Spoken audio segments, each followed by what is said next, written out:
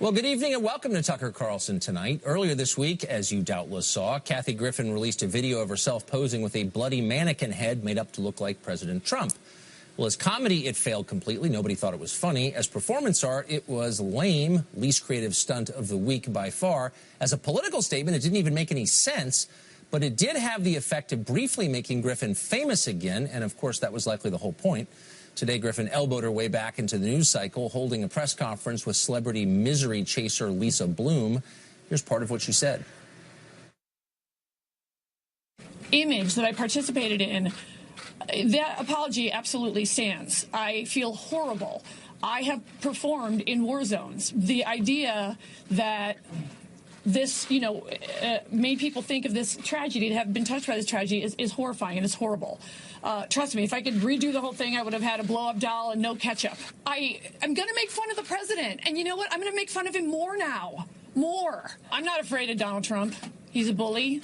I've dealt with older white guys trying to keep me down my whole life, my whole career. I just wanted to say, if you don't stand up, you get run over. And what's happening to me has never happened, ever, in the history of this great country, which is that a sitting president of the United States and his grown children and the First Lady are personally, I feel, trying to ruin my life forever. This is America, and you shouldn't have to die for it.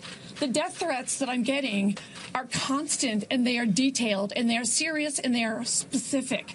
And today it's me, and tomorrow it could be you. I don't think I will have a career after this. I think he, I'm going to be honest, he broke me. He broke me. He broke.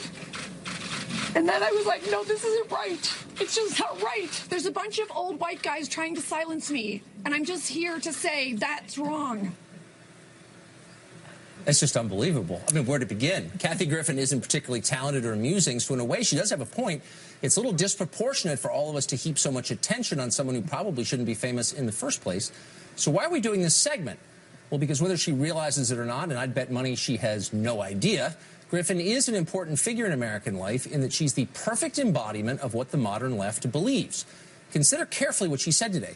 Griffin publicly fantasizes violently about murdering the president, yet she holds a press conference to announce she's the one who's been wronged. Trump and his family bullied her, she says, so have unnamed older white guys who as a group have oppressed her despite giving her a series of very high-paying jobs. In other words, she's the real victim here. Of course she is. Liberals are always the victims. Being the victim is virtually what it means to be a member of progressive America.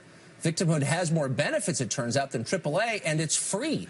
It means never having to say you're sorry. It also means being right even when you're wrong. Victimhood is the modern equivalent of holiness. It excuses anything. That's why liberals will say almost anything, no matter how ludicrous, to get it. Do you remember when President Obama, then the most powerful human being in history, used to imply that he was somehow the victim of racial bias? Did you catch Hillary Clinton the other day? A woman so rich and pampered she hasn't driven her own car in 30 years, complained that sexism prevented her from becoming even richer and more pampered. Before you laugh, remember that overpaid sports figures make these kinds of claims all the time. So do entertainers and, embarrassingly, even TV anchors, and now even third-rate, unfunny comedians. We see a trend here because there is one. Wait, if the most powerful and richest people on the planet can be victims, who can't be a victim? Good question. The most remarkable thing about victimhood is that it allows the alleged victims to commit the very offenses they are complaining about. They'll punch you in the face and accuse you of assault, or more specifically, smash you in the head with a bike lock and then complain you're making them feel unsafe. They'll crush a Bible club at a school they've never even been to, then tell you that other people's beliefs oppress them. They'll take over a college campus, forcing spineless administrators to enact every one of their demands, and then claim to be powerless victims of a climate of racism. In the name of pluralism, they'll conduct nationwide witch hunts for Christian-owned small businesses, trying to shut them down if they don't violate their own faith. They'll throw illiterate refugees into catch-strapped public schools and call you a bigot for questioning it, all while they flee to $50,000 a year private schools for their own kids. And, of course, they'll fly private even as they berate you for destroying the world with your SUV.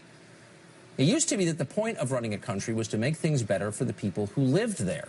That has changed. Now the goal, and it's almost explicit, was to achieve moral superiority over the population, often while making their lives worse. It's quite a trick, and victimhood makes it possible.